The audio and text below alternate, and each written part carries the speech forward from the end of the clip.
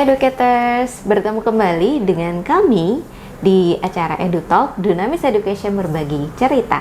Nah, kita masih akan membahas buku The Leader ini, karya Stephen R. Covey, Sean Covey, dan Muriel Summers, dan David K. Hatch. Nah, di edisi kemarin ya Pak ya, yang pertama kita sudah membahas tentang latar belakang dari lahirnya si The Leader ini dari inisiatifnya si Muriel Summers. Nah, kali ini kita akan membahas itu tentang strategi atau pendekatan apa yang dilakukan oleh sekolah dalam mengajarkan 7 Habits. Itu ada di bab ketiga ya Pak ya untuk buku ini ya.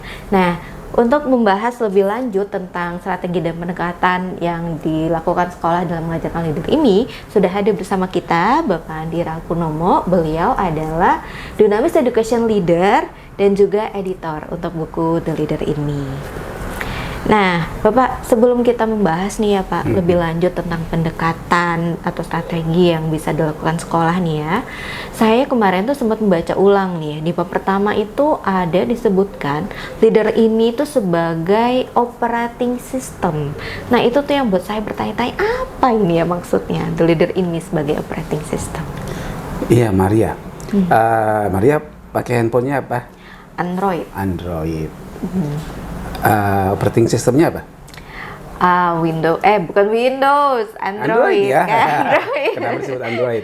Kalau iPhone iOS ya. iOS. Di handphone Maria itu ada aplikasi atau program-program apa aja? Ada WhatsApp, ada shopping Pak, online shopping, ya. Masing-masing program-program ini fungsinya sendiri-sendiri kan? Nah, saya mendampingi sekolah-sekolah dalam implementasi leader ini udah lebih dari 10 tahun.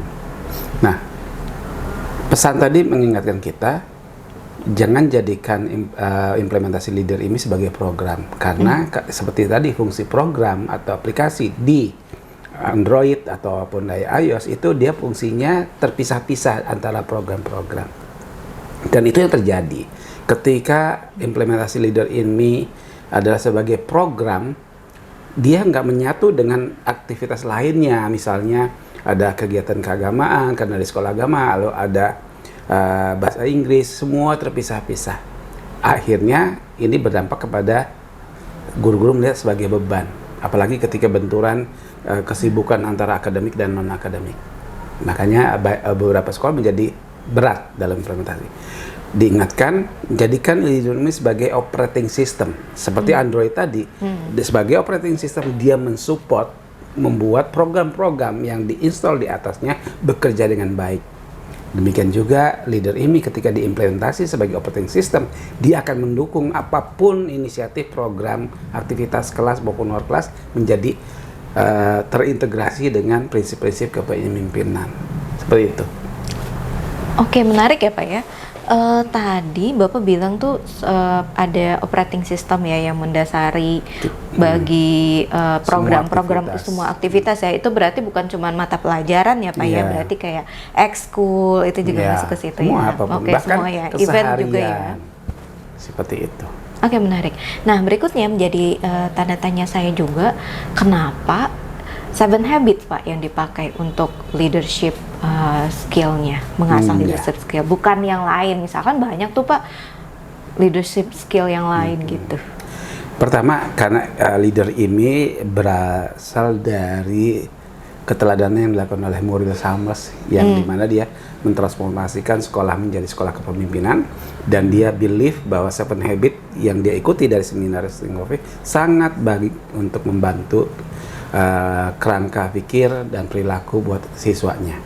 Namun kalau kita bedah lebih jauh, memang ini menarik. 7 Habits adalah hasil riset Dr. Stephen R. Covey kurang lebih 35 tahun yang lalu, di mana dia memetakan prinsip-prinsip apa saja, praktik kebiasaan apa saja yang membuat orang-orang menjadi efektif atau sukses, berkesinambungan. Nah, yang menarik dari 7 Habits ini sendiri, dia sebagai model gimana membangun kepemimpinan diri, yaitu kebiasaan 1, 2, 2, dan 3. Lalu bagaimana membangun kepemimpinan antar personal. Lalu yang terakhir adalah bagaimana secara berkelanjutan kita memelihara diri kita sebagai aset utama. Jadi dengan leader ini diajarkan kepada siswa belajar untuk mampu memimpin dirinya sendiri. Di satu sisi dia juga mampu membangun kerjasama, bahkan memimpin orang lain. Pada saat yang sama dia selalu memelihara kekuatan dirinya. Seperti itu. Jadi sebuah kerangka pengembangan kepemimpinan yang cukup lengkap.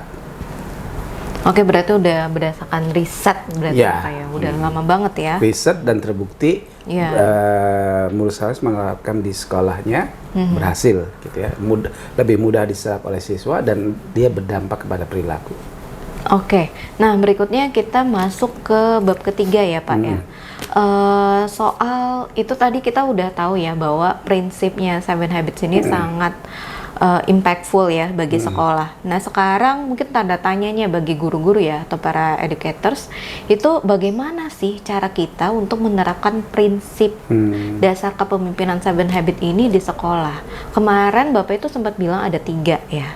Ada yang namanya direct lesson, integrated instruction, dan juga modeling. Nah itu bagaimana nih Pak persisnya? Contohnya nih pertama dulu kita bahas ya, yang direct lesson. Itu kayak gimana sih deliver si Seven Habits ini buat anak-anak yang kalau SD itu kan kecil-kecil banget ya Pak ya, gimana mereka bisa belajar misal konsep-konsep yang kelihatannya kayak sophisticated banget, kayak proaktif gitu ya, mereka aja belum pernah dengar kata proaktif gitu. Nah, direct lessons adalah bagaimana mengenalkan prinsip dan konsep Seven Habits. Tantangannya memang tadi, memang ada buku yang ditulis oleh Stephen Covey, ada banyak video di YouTube. Tapi mengajarkan tadi Maria katakan di tingkat TK, tingkat kelas 1, kelas 2, SMP, SMA, tentu nggak bisa sekedar mengadopsi dari buku saja, beban. Nah, untungnya Franklin Covey sudah bersama tim dari guru-guru di Amerika Serikat mencoba mengembangkan cara pengajaran di setiap level.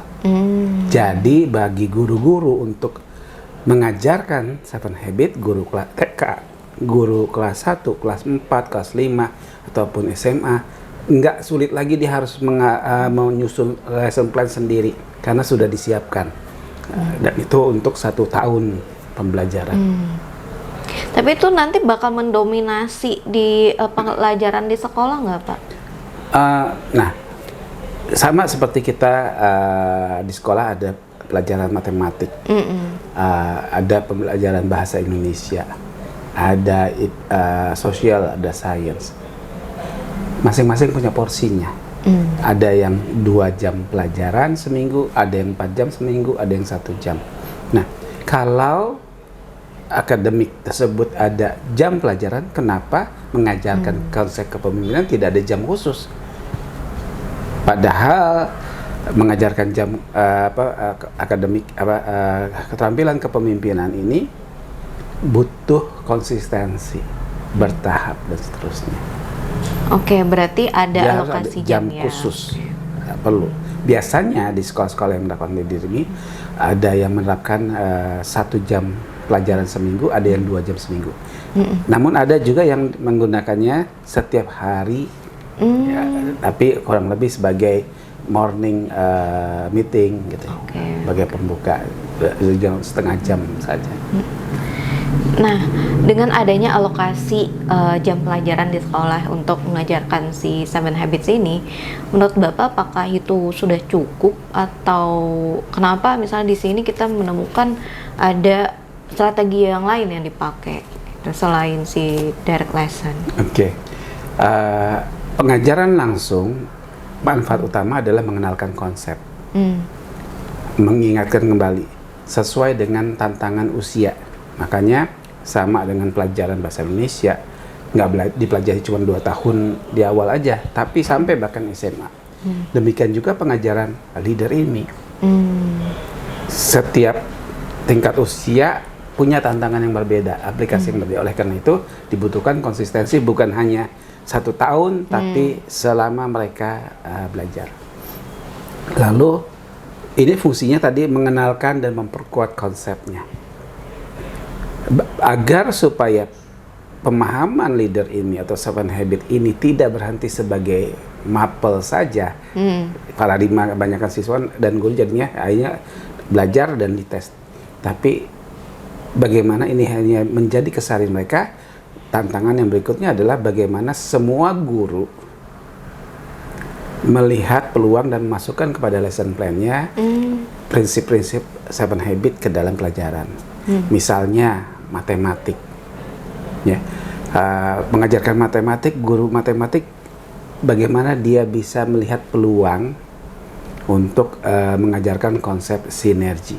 Saya pernah melihat satu praktek di salah satu sekolah di BSD ketika dia mengenalkan konsep perkalian dan pembagian dengan permainan ular tangga. Seru berarti. Seru sekali karena di situ siswa satu kelas itu berempat, jadi ada kurang lebih sekolahnya ada 40 siswa, jadi ada 10 kelompok. Nah, mereka bermain ular tangga. Kalau dadunya angkanya jatuh, langkahnya ke tangga, dia dapat perkalian. Kalau dia bisa menjawab, dia naik.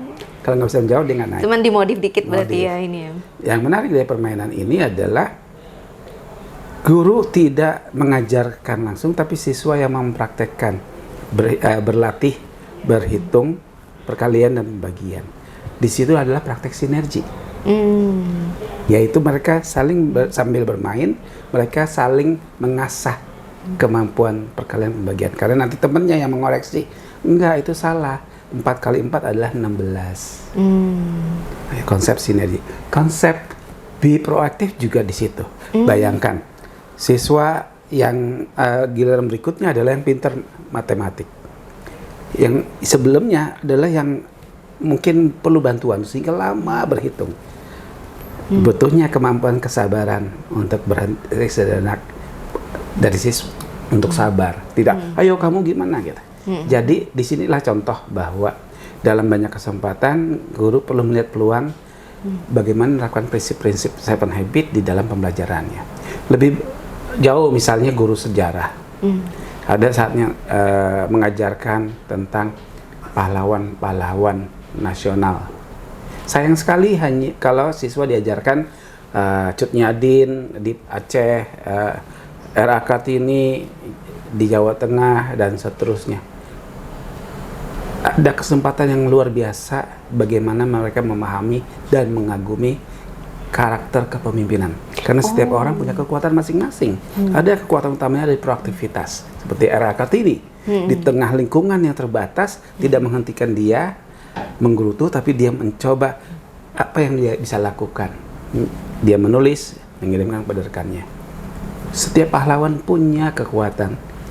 Nah, dengan demikian siswa benar-benar bisa memahami bahwa apa yang diajarkan di dalam 7 habit itu adalah realistik. Seperti itu. Oh oke, berarti itu kenapa penting juga selain mengajarkan secara langsung di kelas ya mengenalkan konsep, tapi juga dengan diintegrasikan dengan pelajaran di kelas ya, supaya anak-anak bisa relate dan juga melihat bahwa oh ini tuh relevan banget. Betul. Dan bisa diterapkan keseharian. Nah, tapi ada satu strategi lagi nih Pak, kenapa nggak cukup dengan 2 ini aja? Ada strategi ketiga tuh kalau saya nggak salah ingat tuh ada modeling ya Pak? Iya, keteladanan ya. Iya. Nah, mengajarkan kepemimpinan, karakter, itu nggak cukup hanya dengan konsep ataupun contoh-contoh. Karena apa yang dia lihat dan rasakan itu yang akan lebih mengena. Nah, misalnya, semua orang tua di rumah selalu mengajarkan anaknya pasti kejujuran ya. Nggak ada orang tua yang katakan, anak berbohong, enggak. Jujurlah apa. Namun tanpa sadar, dia bisa jadi meniadakan pengajarannya. Misalnya, suatu hari di weekend, ayahnya karena capek pingin istirahat. Lalu dia tahu bahwa hari ini ada tetangga yang akan datang, Pak RT datang. Dia berpesan kepada anaknya, "Nak, nanti kalau Pak RT datang, tolong bilang ya, Papa pergi kantor, ada lembur. Nah, pada saat itulah sebenarnya orang tua memberikan keteladanan sebalik daripada apa yang diajarkan. Jadi jauh lebih kuat pesan bahwa oh nggak apa-apa sekali-sekali bohong. Padahal berkali-kali orang tuanya ngomong tentang kejujuran. Nah, sama dengan di sekolah, guru bisa tanpa sadar perilakunya di kelas, misalnya ketika ada siswanya berbeda pendapat dengan dia langsung nggak bisa begitu. Dia karena merasa sebagai guru, dia mencoba mengoreksi pendapat siswa tersebut. Dia melanggar praktek dari habit 5, memahami dahulu sebelum dipahami. Di sini otomatis apapun berapapun jam pembelajaran yang ada diintegrasikan, hilang semua. Jadi ini malah yang paling penting, bagaimana guru-guru bahkan manajemen sekolah memahami dan mempraktekkan 7 habit terlebih dahulu, karena perilaku mereka akan menjadi penguat dari apa yang diajarkan atau menghilangkan pesan dari apa yang diajarkan. Nah, berarti modeling itu merupakan hal yang sangat penting ya Pak? Sangat penting. Nah, jadi saya jadi ingat kemarin itu di edisi yang pertama itu Bapak sempat bilang bahwa ada training untuk guru. Apakah ini maksudnya supaya bisa jadi modeling ya? Benar, dan ini salah satu kelebihan leader ini adalah prinsip 7 habit itu sendiri sudah ada detailnya di dalam buku maupun ada trainingnya. Dan selalu dimulai sebelum mengimplementasi leader ini kepada siswa adalah kepada orang guru. Bukan hanya guru, termasuk orang tua.